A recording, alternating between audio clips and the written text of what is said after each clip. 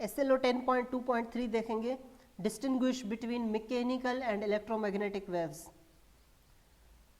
तो पहले हम देखते हैं इनके बीच में डिफरेंस मीडियम के हिसाब से। तो mechanical waves, these waves require a material medium for their propagation. तो यहाँ पे मैकेनिकल वेव्स को मटीरियल रिक्वायर होता है प्रोपेगेट होने के लिए, ट्रैवल करने के लिए। ठीक है, यहाँ पे एग्जांपल दिया गया है साउंड वेव का। तो साउंड वेव मैकेनिकल वेव्स होती हैं, इसी वजह से इसको मटीरियल रिक्वायर होता है मूव करने के लिए, प्रोपेगेट करने के लिए, ट्रैवल करने के लिए एक पॉइंट से दूसरी पॉइंट तक।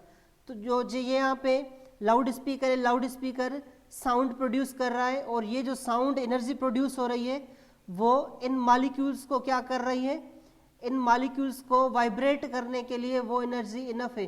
तो यहाँ पे जो है वो साउंड एनर्जी जा रही है इन मॉलिक्यूल्स के बीच में।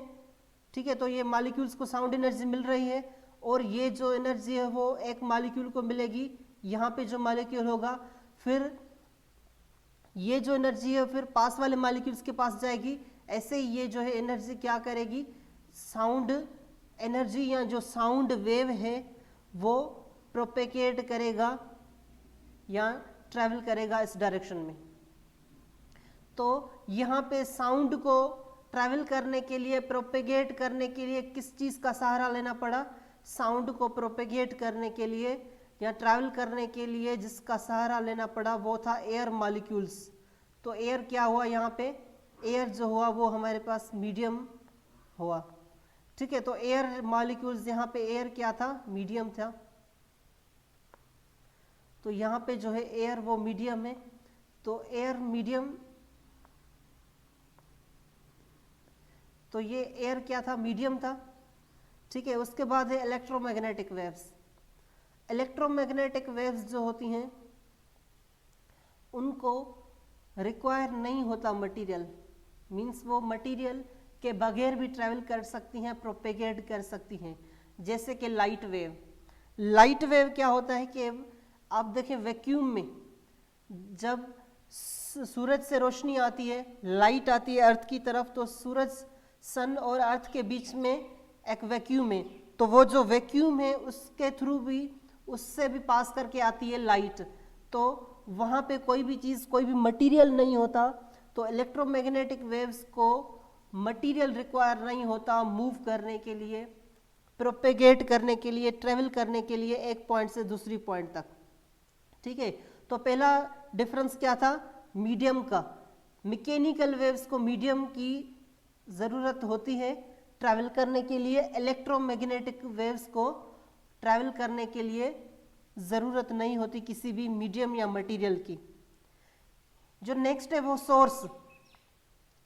अब मैकेनिकल वेव्स का क्या सोर्स होता है, these are caused due to vibration of the particles of the medium. अब ये कैसे मैकेनिकल वेव्स प्रोड्यूस होती हैं, मैकेनिकल वेव्स प्रोड्यूस होती हैं vibration of the particles of the medium. Medium यानी मटेरियल, जो आपके पास मटेरियल है उस मटेरियल के जो पार्टिकल्स हैं अगर वो वाइब्रेट करते हैं तो वहाँ से मैकेनिकल वेव्स पैदा होती हैं। ठीक है, जैसे कि साउंड वेव्स थी, यहाँ पे साउंड वेव्स में क्या था, कंप्रेशन और रेयरफेक्शन बन रही थी। जहाँ पे मॉलिक्यूल्स बहुत पास पास होते हैं उसको कंप्रेशन कहेंगे, जहाँ मॉलिक्यूल्स दूर दूर होते हैं उसको रेयरफेक्शन कहेंगे। ठीक है, तो यहाँ पे क्या हुआ, मैकेनिकल वेव्स, ये जो मॉलिक्यूल्स हैं वो क्या करेंगे, वाइब्रेट करेंगे।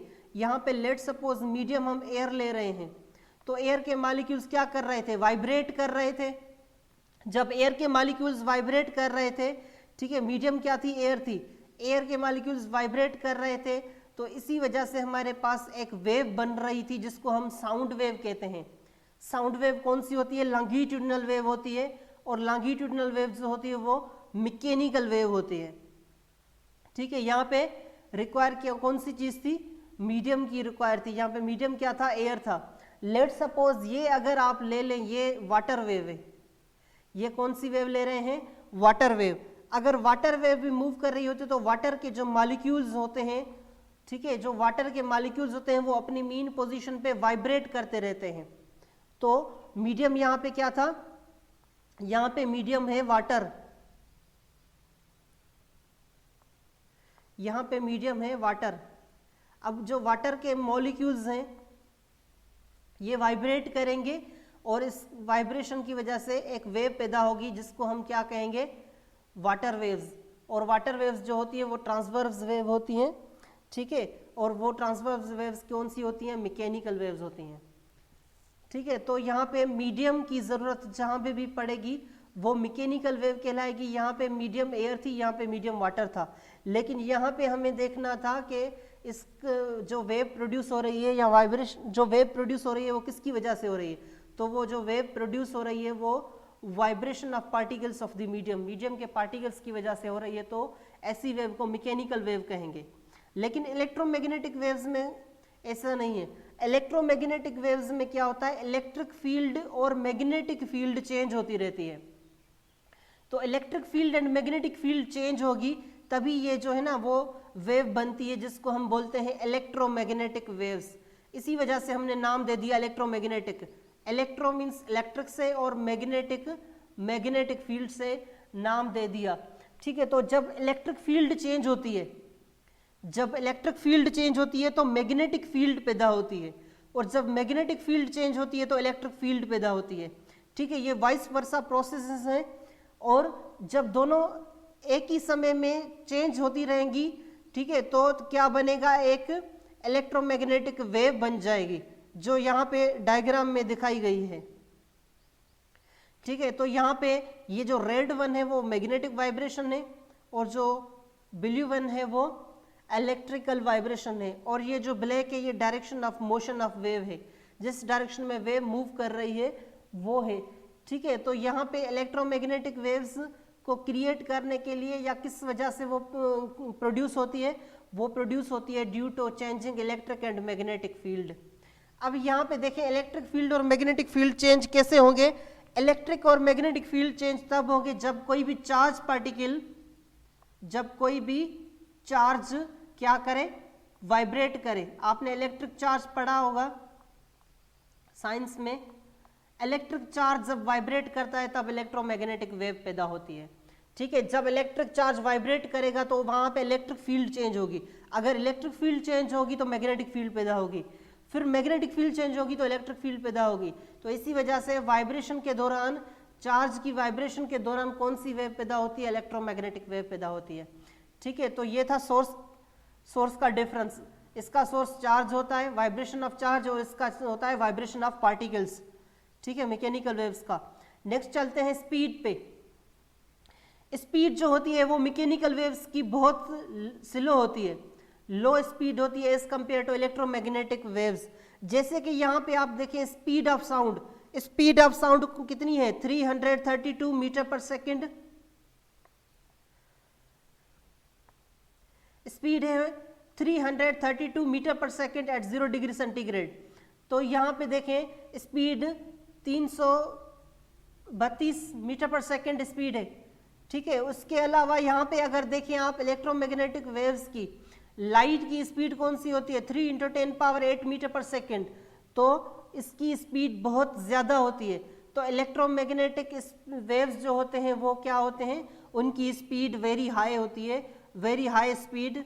इनकी जो स्पीड होती है वो हाई स्पीड होती है, और इनकी जो स्पीड होती है मैकेनिकल वेव्स की वो क्या होती है, लो स्पीड होती है। तो ये स्पीड के हिसाब से डिफरेंस था इसका। नेक्स्ट है हमारे पास नेचर। तो अगर नेचर पे चलेंगे तो मैकेनिकल वेव्स जो होती हैं वो बहुत होती हैं, ट्रांसवर्स वेव्स भी होती हैं और लॉन्गिट्यूडिनल वेव्स भी होती हैं। जैसे कि यहाँ पे आपको दिखाया गया है, ये जो है वो ट्रांसवर्स वेव है और ये जो है वो मैकेनिकल वेव है, सॉरी लॉन्गिट्यूडिनल वेव है। तो ट्रांसवर्स वेव ये होती है हमारे पास, और जो लॉन्गिट्यूडिनल वेव्स होती हैं वो रेयरफेक्शन एंड कंप्रेशन के फॉर्म में, और जो ट्रांसवर्स होती हैं वो क्रिस्टोट्रफ बनाती हैं, ठीक है। जैसे साउंड वेव्स भी ऐसे ही होते हैं, यहाँ पे स्प्रिंग का दिया गया है, साउंड वेव्स भी लॉन्गिट्यूडिनल होती हैं, वो भी मैकेनिकल वेव्स होती हैं। तो मैकेनिकल वेव्स दोनों हो सकती है, ट्रांसवर्स भी और लॉन्गिट्यूडिनल भी, लेकिन इलेक्ट्रोमैग्नेटिक वेव्स कौन सी होती हैं, ओनली ट्रांसवर्स वेव होती हैं, ठीक है। ये सारी आप देखें, जो अगर लाइट यहाँ पे दिखाया गया है, Indigo, blue, aqua, green, yellow, orange, red, dark red, तो ये जो है आप देखें यहाँ पे जो भी लाइट के कलर्स हैं, ठीक है, जो भी इनकी वेव्स बन रही है वो सारी कौन सी हैं, वो ये सारी वेव्स जो है वो ट्रांसवर्स वेव्स हैं, ठीक है। तो मैकेनिकल वेव्स ट्रांसवर्स भी होती है, लॉन्गिट्यूडनल भी होती है, और electromagnetic waves only transverse waves होती हैं। सो ये था नेचर के हिसाब से इसका डिफरेंस। नेक्स्ट है frequency and wavelength. Mechanical waves की जो फ्रीक्वेंसी होती है वो लो होती है और वेवलेंथ लार्ज होती है, ठीक है। और जो इलेक्ट्रोमैग्नेटिक वेव्स की फ्रीक्वेंसी होती है वो हाई होती है और लो वेवलेंथ होती है। वो कैसे, वो आपने पहले यहाँ पे स्पीड में ही देखा कि जो स्पीड थी वो कम थी। स्पीड क्या थी, कम थी। आपने वेव की स्पीड का फार्मूला पढ़ा होगा, v which is equal to f lambda, ठीक है। तो v डायरेक्टली प्रोपोर्शनल होती है किसके, f के, फ्रीक्वेंसी के, और लैम्डा के भी डायरेक्टली प्रोपोर्शनल ही होगा जब फ्रीक्वेंसी दोनों की कांस्टेंट रखेंगे, ठीक है। तो ये आप इस फार्मूले के हिसाब से भी निकाल सकते हैं, अदरवाइज आप इनकी डायग्राम से भी आपको पता चल सकता है। यहाँ पे मैं डायग्राम बना रहा हूँ, ये है एक वेव, दूसरी वेव, ये है एक वेव, दूसरी वेव, तीसरी वेव, चौथी वेव। अब यहाँ पे मैंने जो वेव्स बनाई वो चार थी, एक ये थी, दूसरी यहाँ पे, तीसरी, चौथी। तो चार यहाँ पे थी वेव, एक यहाँ, दूसरी यहाँ। तो यहाँ पे देखें आप, जो वेव्स होती हैं इनकी फ्रीक्वेंसी क्या होगी, इनकी फ्रीक्वेंसी होगी 2 हर्ट्ज, इनकी फ्रीक्वेंसी होगी 4 हर्ट्ज, ठीक है। ये 1 सेकंड का टाइम है, ये भी 1 सेकंड का टाइम है। यहाँ पे आप देखेंगे कि इनकी जो वेवलेंथ होगी ना, इनकी वेवलेंथ ज्यादा होगी एज कंपेयर टू दिस, ठीक है। तो ये क्या है, वेवलेंथ इनकी ज्यादा है एज कंपेयर टू दिस, क्योंकि यहाँ पे देखें वेवलेंथ अगर एक ही जितना डिस्टेंस होगा तो यहाँ पे 2 वेव्स बनी, उतना ही डिस्टेंस मैं यहाँ पे ले रहा हूँ, लेकिन यहाँ पे 4 वेव्स बन रही हैं। तो डिस्टेंस यहाँ पे कम पड़ रहा है, डिस्टेंस यहाँ पे ज़्यादा पड़ रहा है। तो डिस्टेंस जो होता है वेव में उसको क्या कहते हैं, वेवलेंथ ही कहते हैं, ठीक है। तो यहाँ पे जो है आपका वेवलेंथ, जितनी फ्रीक्वेंसी कम होगी उतनी वेवलेंथ ज़्यादा होगी, जितनी फ्रीक्वेंसी ज़्यादा उतनी वेवलेंथ कम होगी, ठीक है। तो आप यहाँ से भी अंदाज़ा लगा सकते हैं, जब आप v को, लेमडा को इस साइड लेके आएंगे तो v divided by lambda which is equal to frequency. Now frequency and lambda are reciprocal, frequency ज़्यादा वेवलेंथ कम, वेवलेंथ ज़्यादा फ्रीक्वेंसी कम, ठीक है। लेकिन यहाँ पे आपको ये ज़हन में रखना है कि हाई फ्रीक्वेंसी होती है इलेक्ट्रोमैग्नेटिक वेव्स की और मैकेनिकल वेव्स की लो फ्रीक्वेंसी होती है। सो ये थे 5 differences between mechanical and electromagnetic waves. Hope कि आपको समझ में आ गया होगा। जो सवाल है वो कमेंट सेक्शन में या व्हाट्सएप पे आप पूछ सकते हैं। Thank you.